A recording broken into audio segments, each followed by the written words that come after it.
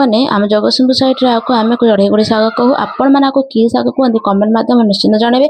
ଆଉ ହଁ, ଭିଡ଼ିଓଟିକୁ ସ୍କିପ୍ ନ କରି ଲାଷ୍ଟ ପର୍ଯ୍ୟନ୍ତ ଦେଖନ୍ତୁ। ଆଜି ଏଥିରେ ମୁଁ ତରକାରୀ ବନେଇବି। ତରକାରୀ ବନେଇବା ପାଇଁ ବାଟଣ ନେଇଛି ଅଦା, ରସୁଣ, ପିଆଜ, କଞ୍ଚାଲଙ୍କା, ଜିରା, ସୋରିଷ। ତାପରେ ପରିବା ନେଇଛି ଆଳୁ, କଖାରୁ, ବାଇଗଣ। ତାପରେ ଗ୍ୟାସ୍ ଅନ୍ କରି ବସାଇ ନେଇଥିଲି କଡ଼େଇ। କଡ଼େଇ ଗରମ ହେଲା ପରେ ସେଥିରେ ତେଲ, ଫୁଟଣ, କାଟିକି ଯୋଉ ପରିବା ପକାଇ ନେଲି।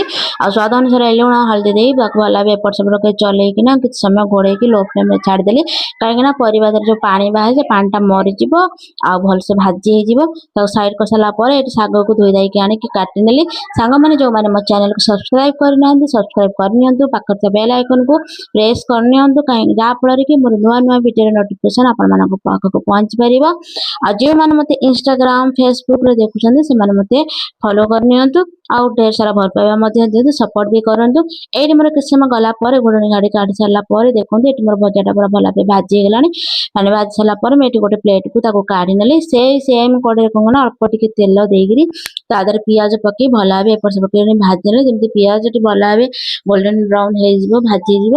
ଏଇଠି କଣ କଲା ତା ଦେହରେ ଗୋଟେ ଟମାଟୋ କାଟିକି ଆଡ୍ କରିନେଲି। ଆଡ୍ କରିସାରିଲା ପରେ ଟମାଟୋକୁ ଭଲ ଭାବେ କଷି ନେଲି ଯେମିତିକି ଟମାଟୋ ଭଲ ଭାବେ ସିଝିଯିବ। ଏଠି ସିଝିଗଲାଣି। ଏଠି କଣ ଯୋଉ ବାଟଣ ବାଟିକି ରଖିଥିଲି ତାକୁ ଦେଇକି ଭଲ ଭାବେ ଏପଟ ସେପଟ କରି ଚଲେଇ ନେଲି। ତାପରେ ଏଇଠି ଅଳ୍ପ ଟିକେ ପାଣି ଦେଇ ତାକୁ ସେମା ଛାଡ଼ି ନେଲି କଷିବା ପାଇଁ। ତ ଏଇଠି ଦେଖନ୍ତୁ ମୋର ମସଲା ଭଲସେ କଷି ହେଇଗଲାଣି।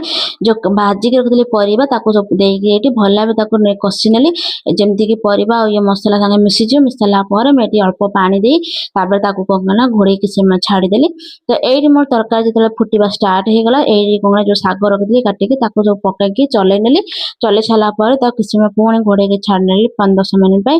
ତ ଏଇଠି ମୋର 10 ମିନିଟ୍ ହେଲା ପରେ ମୁଁ ଘୋଡ଼ଣୀ କାଢ଼ି ଦେଖିଲି ଯେହେତୁ ମୋର ଆଳୁ ସିଝି ନଥିଲା ମୁଁ ଆଉ ଟିକେ ପୁଣି ଥରେ ତାକୁ ଘୋଡ଼େଇକି କିଛି ସମୟ ପାଇଁ ଛାଡ଼ି ନେଲି। ତ କିଛି ସମୟ ଛାଡ଼ି ସାରିଲା ପରେ ଏଇଠି ମୋର ଆଳୁଟି ଭଲ ଭାବେ ସିଝି ସାରିଛି, ମାନେ ପରିବା ସବୁ ସିଝି ସାରିଛି।